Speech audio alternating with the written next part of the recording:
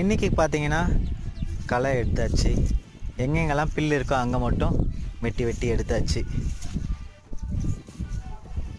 So அந்த வெட்டி எடுத்த புல்லெல்லாம் பார்த்தீங்கன்னா வீட்டில் 2 கன்றுக்குட்டி இருக்குது. ஸோ அந்த கன்றுக்குட்டிக்கு எடுத்துகிட்டு போகலான்னு சொல்லிட்டு ஒரு இடத்துல சேகரித்து வச்சாச்சு.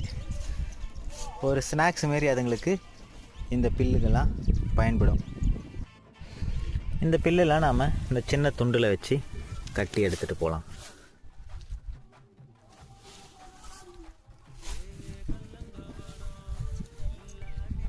அழகாக இந்த துண்டில் கட்டியாச்சு. நாம் எடுத்துகிட்டு இப்போ போகலாம்.